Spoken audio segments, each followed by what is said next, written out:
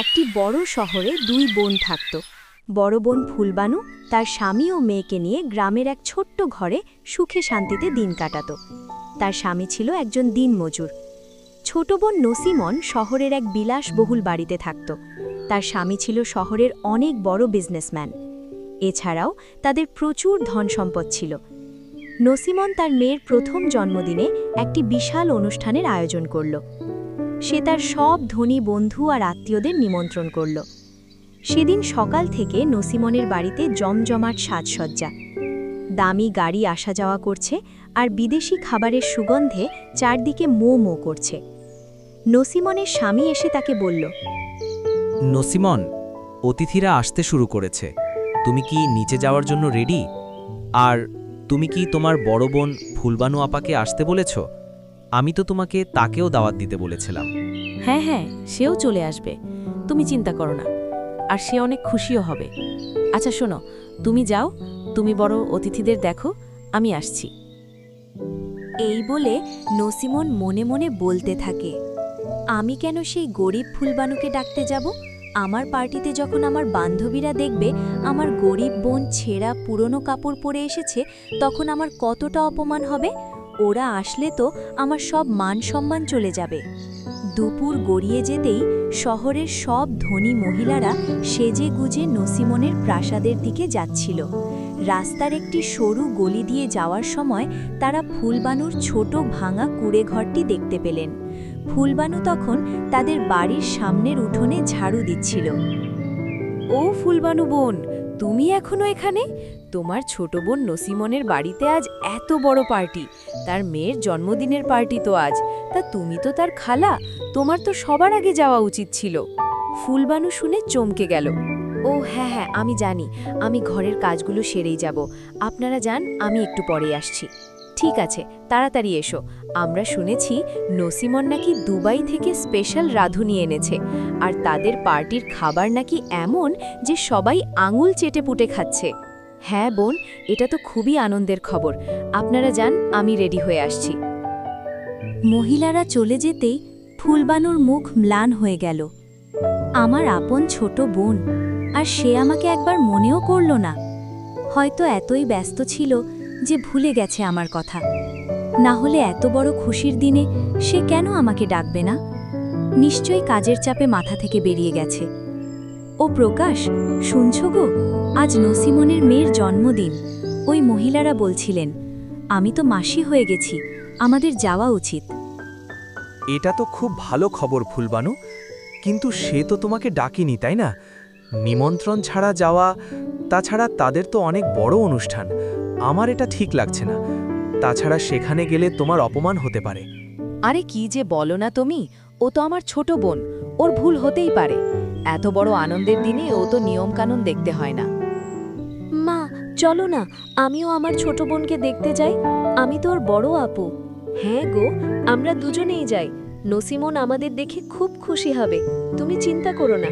ঠিক আছে, কিন্তু বেশি দেরি করো না, আমাকে কাজে যেতে হবে। আমি চললাম। এই বলে প্রকাশ কাজে চলে গেল, আর ফুলবানু নিজের হাতে বোনা কম্বল নিয়ে নসিমনের প্রাসাদের দিকে রওনা হল। যেতে যেতে মেয়ে রূপাতে বলল, আমার কাছে সোনা রূপোর কোনো উপহার নেই, কিন্তু এই উলের কম্বল, এটা আমি ভালোবাসা দিয়ে বুনেছিলাম। ভেবেছিলাম বাচ্চার জন্ম হলো দিব, আজ এটাই নিয়ে যাই। হ্যাঁ মা, এই কম্বলটা তো খুব সুন্দর, খালামনির খুব পছন্দ হবে। দেখো। ননসিমনের প্রাসাদ দেখে ফুলবানু দ্বিধাগ্রস্ত হল। হায় রে, এত লোক, সবাই কত দামি পোশাক পরেছে আর দামি উপহার এনেছে, আর আমার কাছে শুধু হাতে বোনা কম্বল। মা, চলো ভিতরে যাই, মাসি অনেক খুশি হবে আমাদেরকে দেখলে।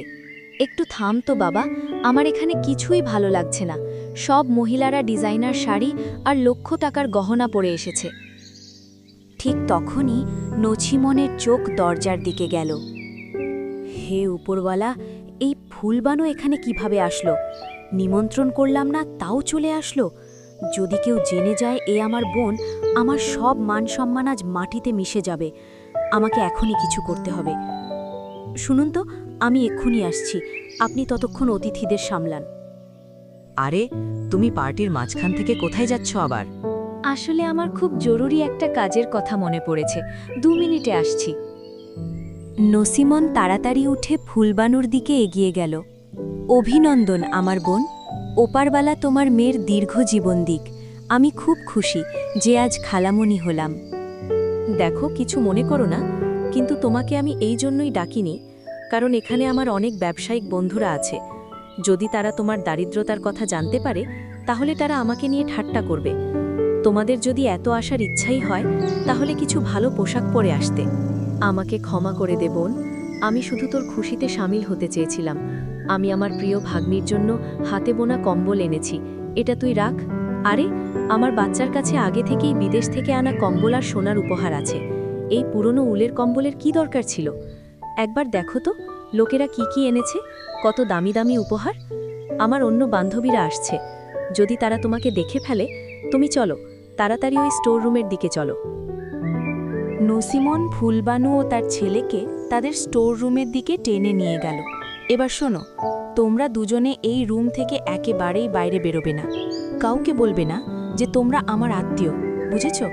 এই পার্টি শেষ হবে আর সবাই খাওয়া দাওয়া শেষ করে চলে যাবে, তখনই তোমরা পিছনের দরজা দিয়ে বেরিয়ে যাবে। এই বলে নসিমন চলে গেল।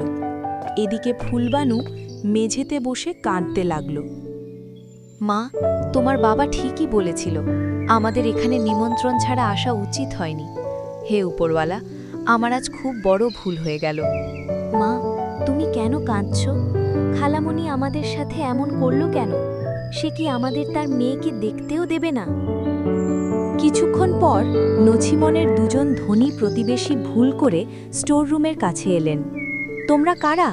আর এইখানে চুপচাপ বসে আছো কেন? আমরা তো তোমাকে পার্টিতে কোথাও দেখলাম না। তুমি এখানে একা কেন? কি করছো এখানে তুমি? হ্যাঁ, আমি নসিমনের বোন। কি? তুমি নসিমনের বোন? তোমার অবস্থা দেখে তো তা মনে হয় না। দুই মহিলা এসব বলে জোরে জোরে হাসতে থাকল। তাদের আওয়াজ শুনে নসিমন দৌড়ে এলো। কে বলল এ আমার বোন? আরে না না, এ তো আমার বাড়িতে কাজ করতে আসে। একে রেখেছি এই তো কিছুদিন হলো। দয়া করে একবার ওকে বোন বলে ডেকেছিলাম, এখনো তো সত্যি সত্যি আমাকে বোন বলতে শুরু করেছে। নসিমনের কথা শুনে ফুলবানুর চোখে জল এলো। ও, তাহলে এই ব্যাপার।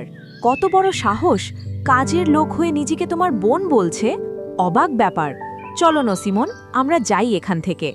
তাদের সামনে মুখ খোলার সাহস কি করে হলো তোমার? আমি বারণ করেছিলাম না তোমাকে? আসলে তুমি তো ইচ্ছে করে এমন করেছো যাতে আমার অপমান হয়।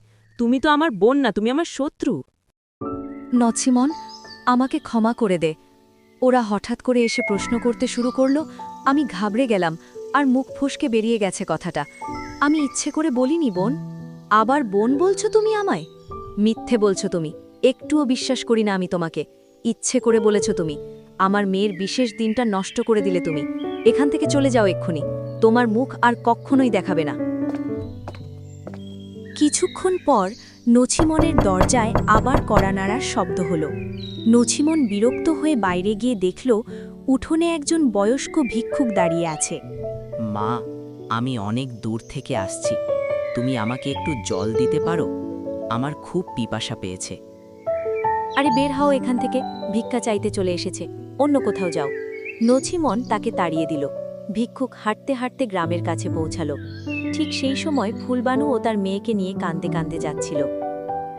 মা, আমাকে একটু সাহায্য করো, আমার খুব পিপাসা পেয়েছে, গলা শুকিয়ে যাচ্ছে।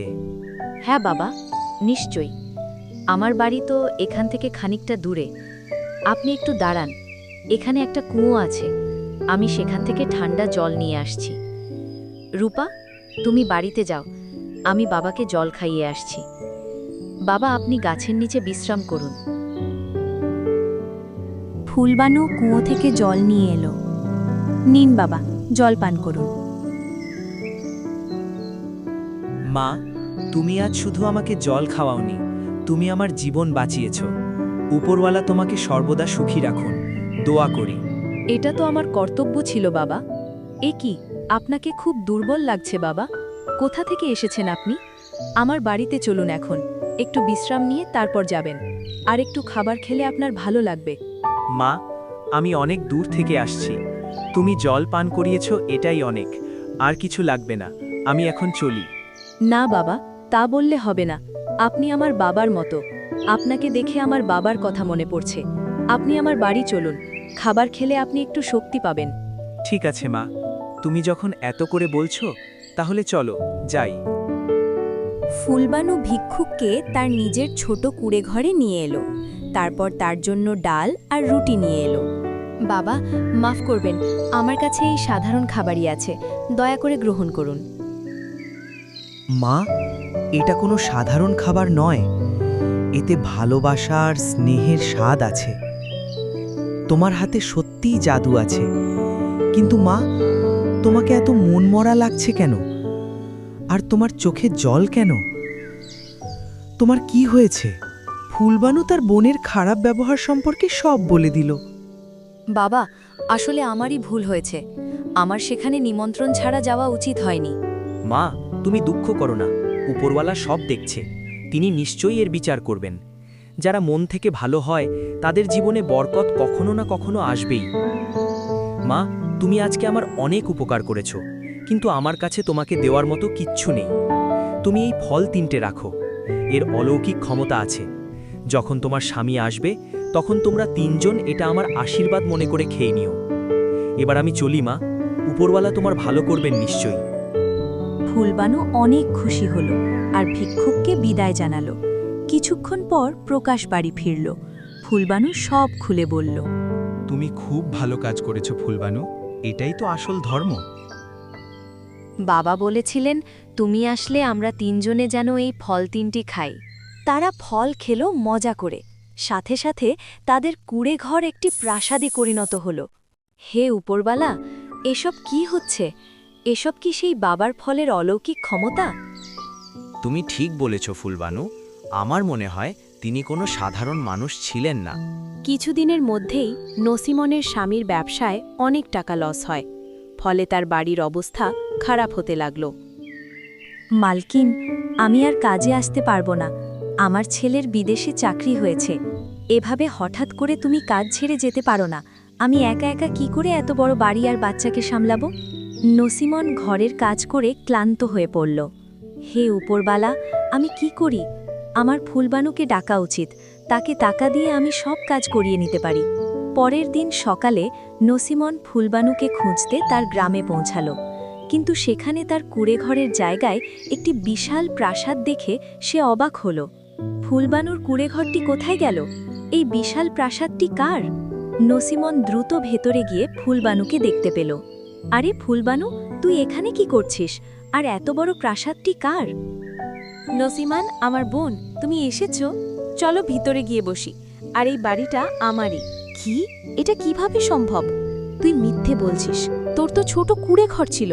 আমি সত্যি বলছি নসিমন, যেদিন তুমি আমাকে অপমান করে তাড়িয়ে দিয়েছিলে সেদিন রাস্তায় আমার সাথে এক বয়স্ক ভিক্ষুকের দেখা হয়েছিল।